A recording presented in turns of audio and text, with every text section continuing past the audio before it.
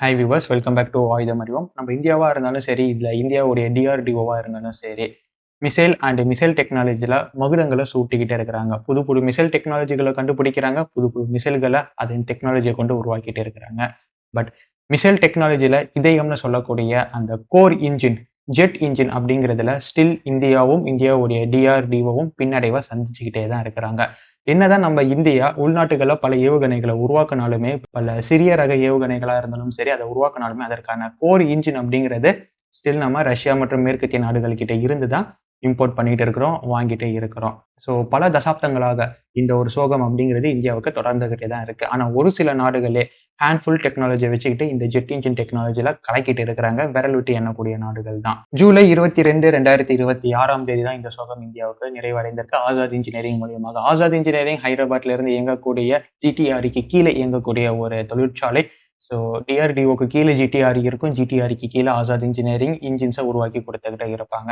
சரி, இப்போ இவங்க என்ன பண்ணியிருக்காங்க அப்படின்னு கேட்டிங்கன்னா, 350 கிலோகிராம் ஃபோர்ஸ் ட்ரஸ்ட்டை கொடுக்கக்கூடிய எக்ஸ்பெண்டபிள் டர்போஜெட் இன்ஜினை உருவாக்கி இருக்கிறாங்க ஆசாத் இன்ஜின். அது என்ன எக்ஸ்பெண்டபிள் டர்போஜெட் இன்ஜின்? நான் சொல்றது எக்ஸ்பேண்டபிள் டர்போஜெட் இன்ஜின் இல்லை, எக்ஸ்பெண்டபிள் டர்போஜெட் இன்ஜின். அந்த 350 கேஜிஎஃப் எந்த அளவுக்கு இந்தியாவுக்கு உதவ போகுது அப்படிங்கிறதையும், ஸோ இது மூலியமாக இந்தியா எது மாதிரியான சிக்கல்கள் அண்ட் எது மாதிரியான டிபெண்டன்சிகளை இருந்து வெளிவர போகுது அப்படிங்கிறதையும் நம்ம இன்னைக்கான காணொலியில பார்த்து தெரிஞ்சுக்க போறோம். மை டியர் ஃப்ரெண்ட்ஸ், ரொம்ப முக்கியமான காணொலி, ஒவ்வொரு இந்தியர்களுமே பெருமைப்பட வேண்டிய காணொலி. பிகாஸ் ஒரு சின்ன இன்ஜினா இருந்தாலும் சரி, அந்த டிபெண்டன்சில இருந்து இந்தியா இப்போ வெளியே வந்திருக்கு. ஸோ நீங்கள் பார்த்து கொண்டிருப்பது ஆயுதம் அறிவும். ஆயுதம் அறிவும் ஒரு தமிழ் டிஃபென்ஸ் டீகோ சேனல். இன்னும் நம்ம சேனலை சப்ஸ்கிரைப் பண்ணலாம், சப்ஸ்கிரைப் பண்ணிட்டு வாங்க. Let's dive into 350 kgf trust producing expendable turbojet engine. Ladies and gentlemen, presenting before you the first indigenous turbojet engine to the GTRE under DRDO.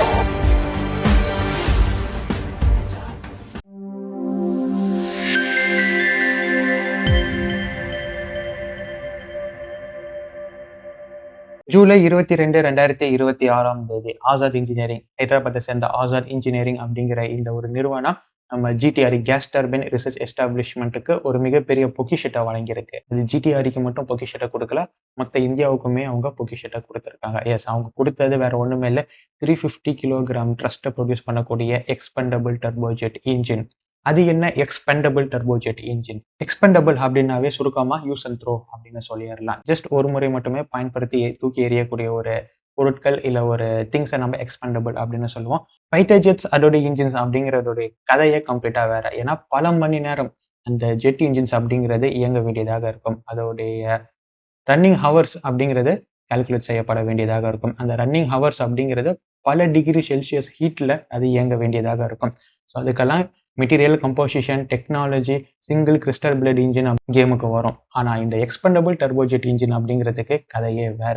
ஏன்னா இது ஒரு சில மணி நேரம் இல்லை, குறிப்பிட்ட மணி நேரம் அதிகமான சூட்டை தாங்கி பிடிக்கிற அளவுக்கு இருந்தாவே போதும். ஃபைட்டர் ஜெட்டுக்கு உருவாக்கக்கூடிய இன்ஜினும் இதையும் நம்ம கம்பேர் பண்ணணும் அப்படிங்கிற அவசியம் இல்லை. அது கம்ப்ளீட்லி வேற கான்செப்ட், இது கம்ப்ளீட்லி வேற கான்செப்ட்.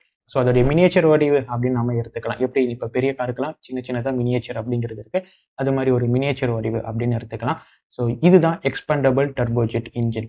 இந்த எக்ஸ்பெண்டபிள் டர்போஜெட் இன்ஜின் எங்கெங்கெல்லாம் பயன்படுத்தலாம் அப்படின்னாவே, எந்தெந்த பொருட்கள் எல்லாம் ஒன் வே டைரக்ஷன்ல நம்ம யூஸ் பண்றோமோ அந்த பொருட்கள் எல்லாத்துக்குமே நம்ம எக்ஸ்பெண்டபிள் டர்போஜெட் இன்ஜினை பயன்படுத்தலாம். Which means launch and forgot weapons எல்லாத்துலேயுமே நம்ம பயன்படுத்தலாம். மிசைல்ஸ் ஒரு முறை மட்டும்தான் போவோம், தாக்கும், அழிக்கும், அதோட மிசைலும் சேர்ந்து அழிஞ்சிடும்.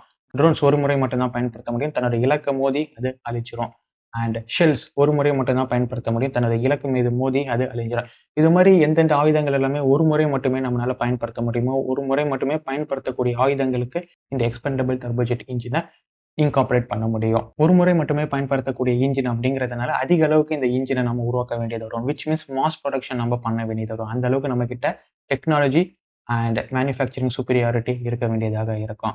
மாஸ் ப்ரொடக்ஷன் மட்டும் பண்ணா போதுமா? விலை கம்மியா இருக்க வேண்டாமா? அதிக காசுக்கு மாஸ் ப்ரொடக்ஷன் பண்ணா ஒரு முறை மட்டுமே பயன்படுத்துற மாதிரி இருந்துச்சுன்னா அது நஷ்டத்துல போய் முடியும். ஸோ சீப் காஸ்டாக இருக்கணும், அதே நேரத்தில் மாஸ் ப்ரொடக்ஷன் பண்ற மாதிரியும் இருக்கணும். குறிப்பிட்ட மணி நேரத்துக்கு அதீத வெப்பத்தையும் சுழற்சியையும் அந்த இன்ஜின் தாங்குற மாதிரி இருக்கணும். ஸோ இது மாதிரியான மெட்டீரியல்ஸ் காம்போசிஷன் எல்லாமே உள்ள கொண்டு வந்து உருவாக்கப்பட வேண்டியதாக இருந்தது இந்த எக்ஸ்பெண்டபிள் டர்போஜெட் இன்ஜின்.